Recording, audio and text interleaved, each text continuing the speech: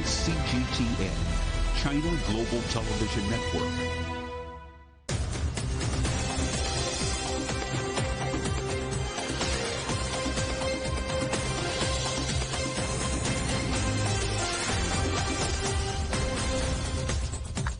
Live from London, this is The World Today. Hello, I'm Jamie Owen. Welcome to the programme. Our top stories. President Xi Jinping welcomes in 2023 with a New Year address. He says China has overcome unprecedented difficulties and challenges. Our other headlines: as coronavirus cases continue to rise across China, the UK becomes the latest country to impose travel restrictions. And tributes are paid to the former Pope Benedict XVI, who's died at the age of 95.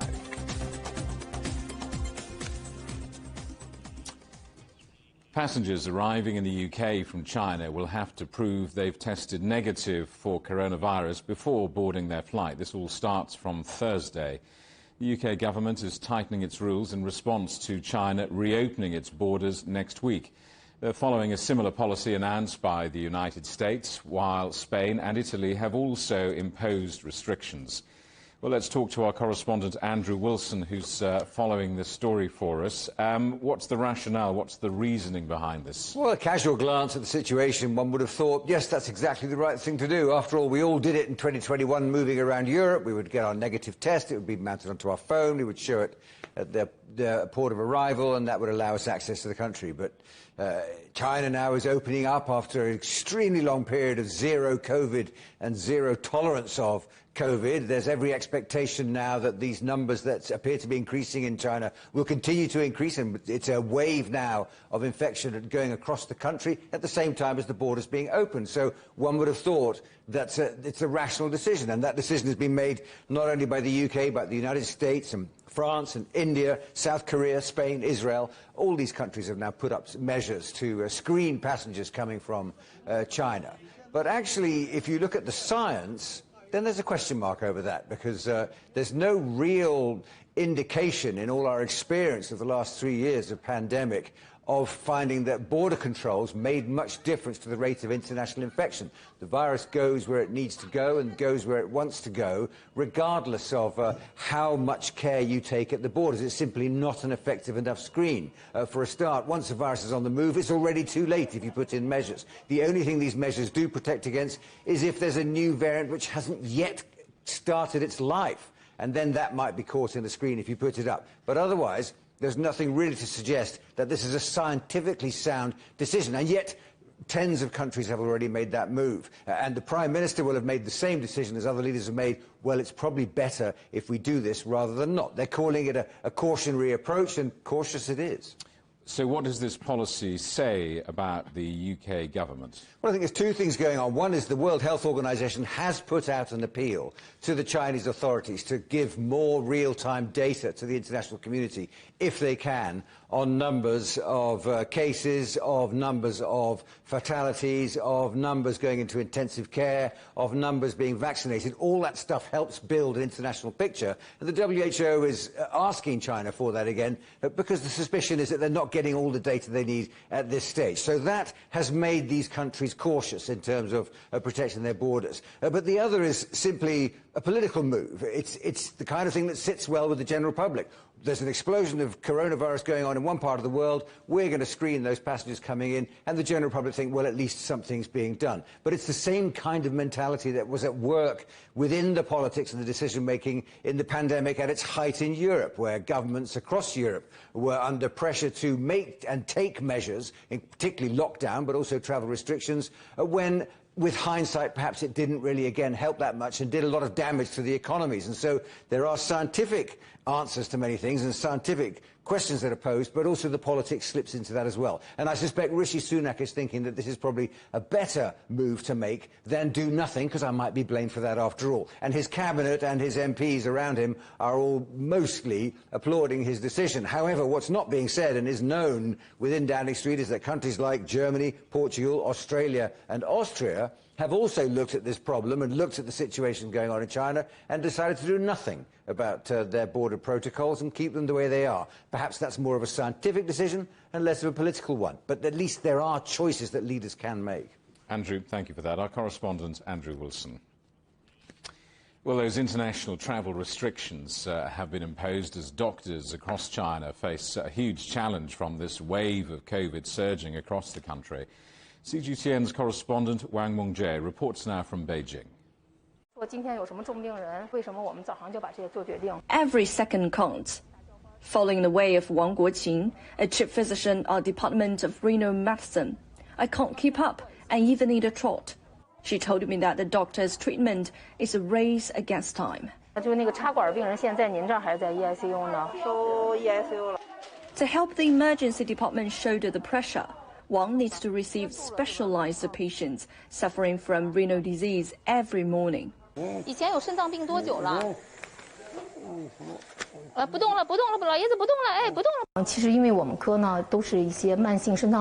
Patients at my department have suffered from chronic renal diseases. Most of them are elderly people with underlying diseases. The cold winter is normally a season to witness a steep rise of infected diseases, including COVID-19. To better offer medical services, Wang said her hospital has optimized the treatment process, adding more wards and beds for patients.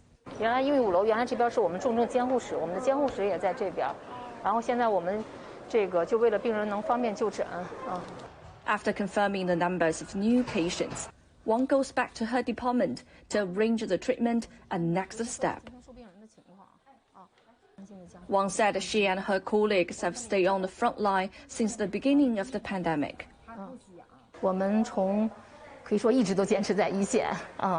As the number of patients are surging, many of my colleagues have been infected. But we come back quickly when we haven't a fever. Our department hasn't stopped receiving patients. We are doctors, but we used to be patients. COVID treatment has brought patients and us closer. The Department of Renal Medicine is one of the major battlegrounds for the COVID fight. As you can see how busy our medics are, they rush about to receive and treat patients. After a short break, Wang's back to her position and continues her work in diagnosing and treating COVID-19 infections. She's just one of the members among China's medical team fighting against the virus at the front line. After having been affected herself, Wang said she understands COVID patients better and wants to offer more help if she can. Wang Mongjie, CGTN, Beijing. Tributes are being paid to the former head of the Roman Catholic Church, Pope Benedict XVI, who's died at the age of 95. Pope Benedict led the church for 8 years, but stepped down in 2013, becoming the first pontiff in 600 years to resign. He spent his final years living in a monastery in the Vatican grounds. Pope Benedict was a controversial figure. As a teenager in Germany, he was legally obliged to serve in the Hitler Youth, causing concern among Jews when he was elected. As Pope, he sparked controversy on a trip to Africa by saying that the use of condoms worsened the AIDS epidemic, and his papacy was overshadowed by claims of widespread child sex abuse within the Catholic Church and accusations that he mishandled abuse cases when he was Archbishop of Munich. Well, Hannah Brockhouse is Vatican correspondent for the Catholic News Agency. I asked her about Pope Benedict's legacy. Pope Benedict XVI's legacy will be as a gentle and kind shepherd, while at the same time someone who ferociously defended the teachings of the Catholic Church against what he described as the dictatorship of relativism. He was concerned about the rise of secularism and how that was infringing on the freedom of religion and on the practice of religion in the Catholic Church, and of course has written many, many books about theology and about the figure of Jesus Christ. And so that as well continues to be an important part and will be an important part of how he is remembered. He's been described in tributes as one of the Church's greatest theologians, perhaps one of its greatest academics, but his papacy was clouded, overshadowed by this series of child abuse scandals. Just how damaging was that for him and continues to be for the Church? Well, of course, earlier this year, almost 1 year ago, in fact, he was accused of mishandling 4 cases in Germany while he was Archbishop of Munich. But advisors close to him have said that he have defended him, have said that he did not know about the abuse while he was in that position.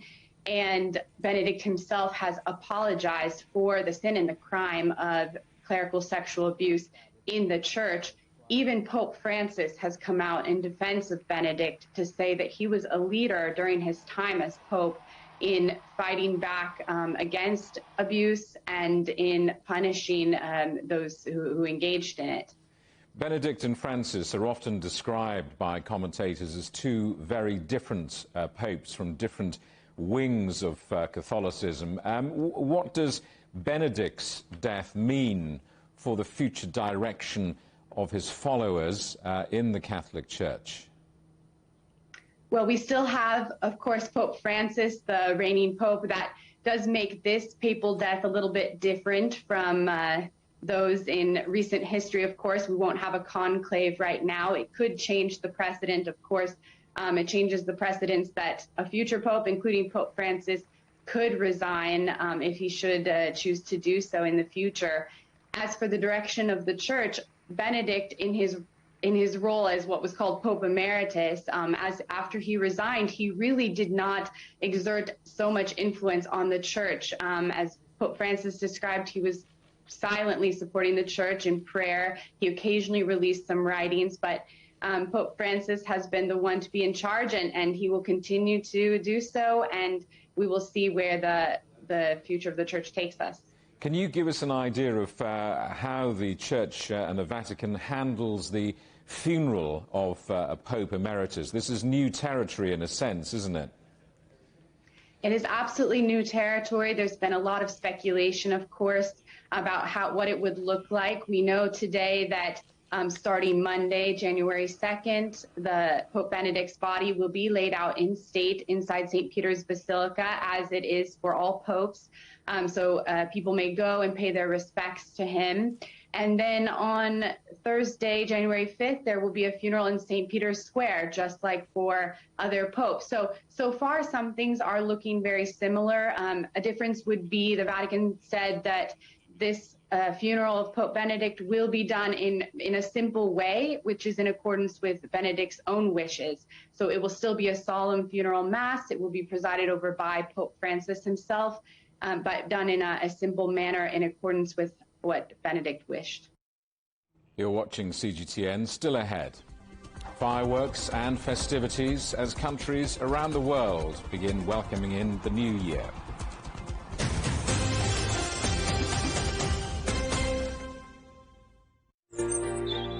Ever wondered what's the difference between a bear and a bull market?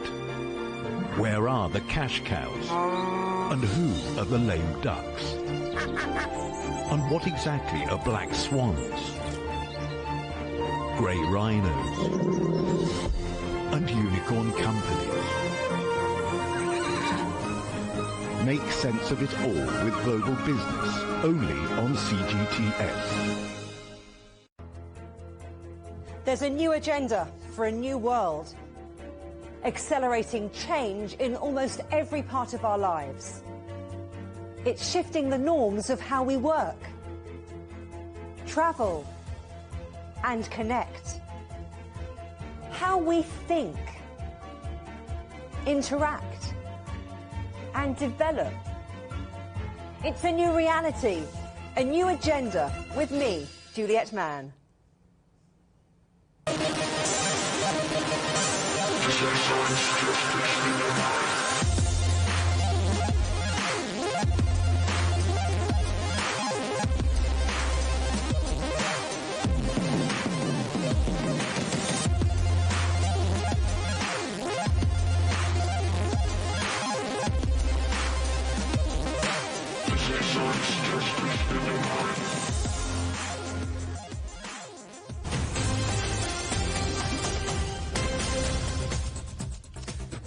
Hello, welcome back to The World Today, live from London.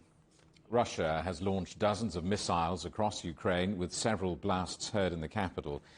Kyiv's mayor says at least one person has been killed and residential buildings damaged after at least 10 shells fell on the city early on Saturday.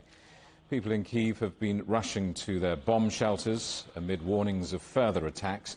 Ukraine's president has warned Moscow is planning to leave Ukrainians in darkness with targeted strikes on energy infrastructure.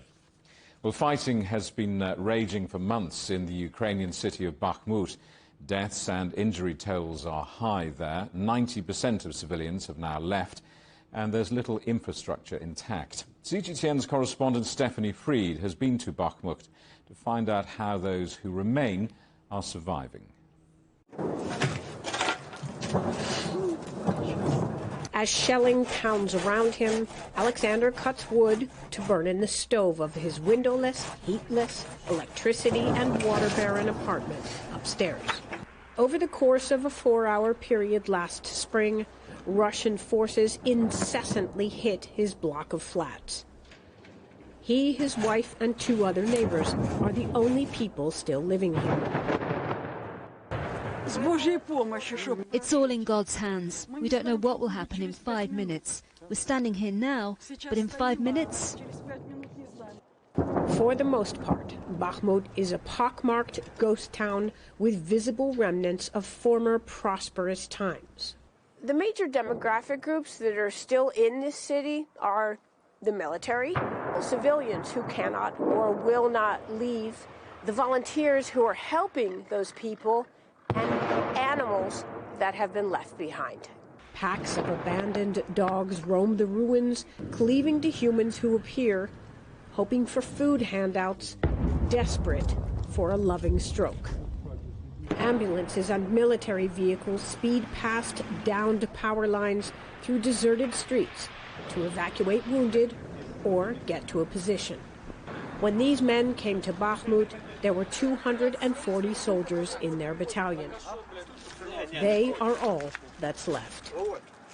A handful of volunteer-run centers and shelters in Bakhmut offer shell-shocked residents a hot cup of tea, biscuits, medicine, phone chargers, Wi-Fi, clothing, and a warm place to thaw out. I thank all the volunteers, because the only reason this place is running is because of the volunteers. From different countries, it's all about the volunteers. With supply lines cut, the only way to get goods in is via volunteers braving the incessant shelling.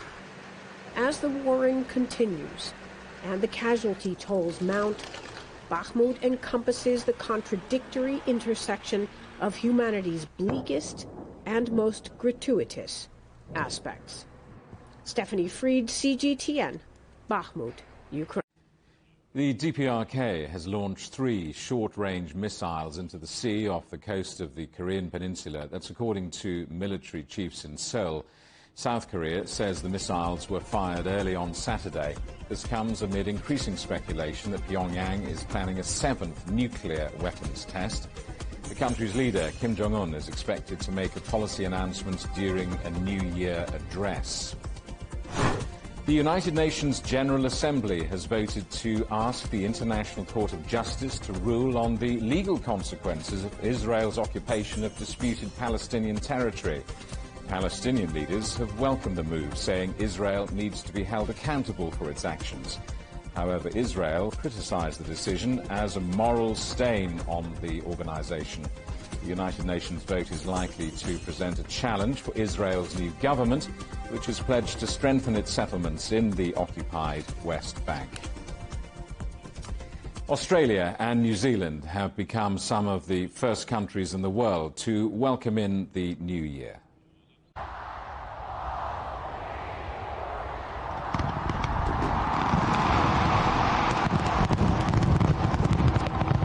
This is Sydney, the fireworks display lighting up the Harbour Bridge and Opera House. It's the first restrictions-free New Year's Eve after 2 years of coronavirus disruptions in the country. Meanwhile, this is New Zealand. People there gathering for the fireworks display in Auckland, where 500 kilograms of pyrotechnics were launched from the city's Sky Tower. Well, New Year revelers in Germany can finally celebrate with fireworks for the first time for 2 years. They're back on sale after a ban that was aimed at stopping hospitals being overwhelmed by fireworks accidents during the COVID pandemic. Let's talk to our correspondent Peter Oliver in Berlin. Peter, obviously early afternoon in Europe, the last hours of the old year. What's happening there?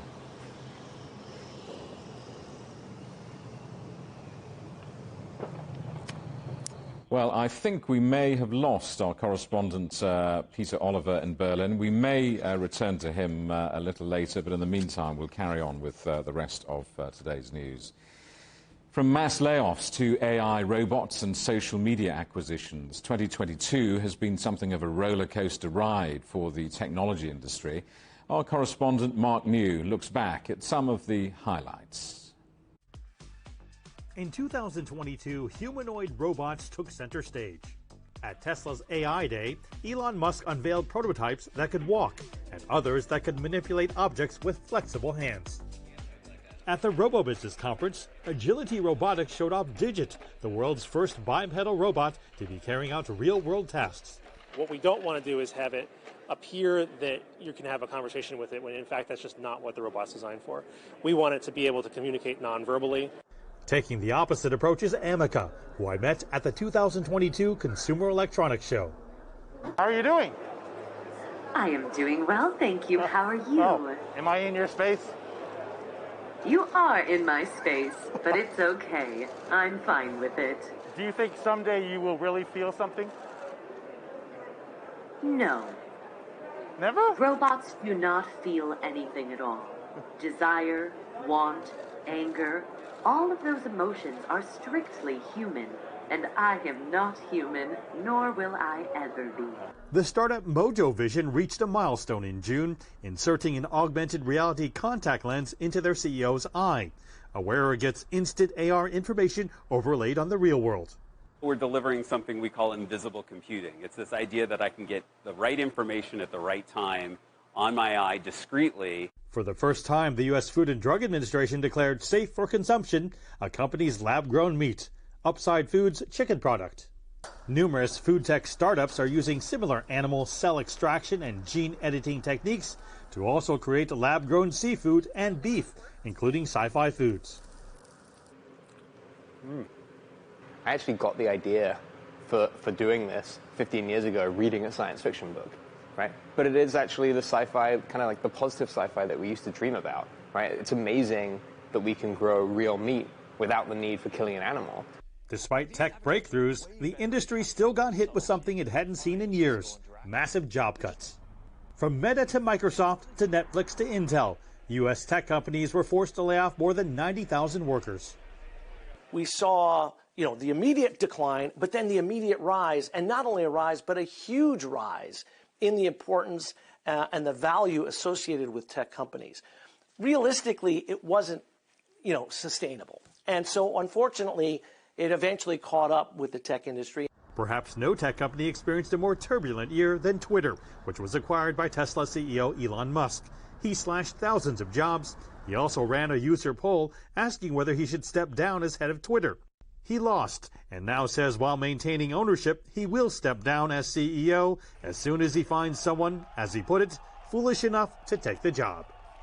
So despite all the amazing technologies created, developed, and tested, in some ways the tech industry fell victim to its own success, whether that be inflated expectation, inflated spending, or some say inflated ego. 2022 closed in a dramatic fashion with hopes that 2023 will bring the focus back to practical technology that solves real-world problems. Mark New, CGTN, San Francisco. Let's see if the technology will allow me to take you back to Germany and those New Year revelers finally celebrating tonight with fireworks for the first time in 2 years. They're back on sale, as I was explaining, after a ban aimed at stopping hospitals being overwhelmed by fireworks accidents during the pandemic. Let's see if we can speak to our correspondent, Peter Oliver in Berlin. Peter, presumably a colourful and loud night awaits. Yes, indeed. We have started a little early here. In fact, just as soon as the sun's gone down here in Berlin, fireworks back with a bang, and as you just saw, a bit of a crackle and a fizz as well. The sale of them anyway was suspended for 2 years during the COVID pandemic to make sure that hospitals and emergency services weren't overwhelmed here across Germany. But fireworks, the ad hoc fireworks displays that we have seen in Berlin over the years have become quite a big part of the New Year's celebrations here, and you can hear rockets and all kinds going off around me. But the health side, the safety side is a big concern here. In fact, what we've heard from the medical services is them saying that they see a huge uptick every single year in cases involving burns, hand injuries, eye injuries. In fact, when it comes to eye injuries, those in charge of that stuff here in Berlin have said that from around 3 o'clock in the morning on New Year's Day right through until the late evening, anybody who is capable of carrying out eye surgery in the German capital, well, they sadly expect to be fully booked because of incidents involving fireworks. Now, they were banned for the last 2 years to try and ease up things on the hospitals. However, that doesn't mean that there were no fireworks. In fact, many tons of them were brought into Germany with from different other EU countries. What I can say is that this year there's plenty of those being sold around the city of Berlin, around the country as well. Now, what you tend to have is a huge outpouring of these ad hoc. As I say, it's usually just on the streets with people setting off fireworks. They can be a little bit raucous at times and have certainly frightened more than a few tourists who've come to Berlin for New Year's celebrations. OK, Peter, thank you for that. Hope you put your sparkler somewhere safe. Our correspondent, Peter Oliver in Berlin. Now, in a moment, Juliet Mann will be here with this week's edition of The Agenda. Her guest is the best-selling author, Tim Clissold, who explains why understanding Chinese culture is vital to business success. That's The Agenda, coming right up after the World Today at 16:30 GMT here on CGTN. The headlines again. As coronavirus cases continue to rise across China, the United Kingdom becomes the latest country to impose travel restrictions. Our other headlines: tributes are paid to the former Pope Benedict XVI, whose death has been announced at the age of 95.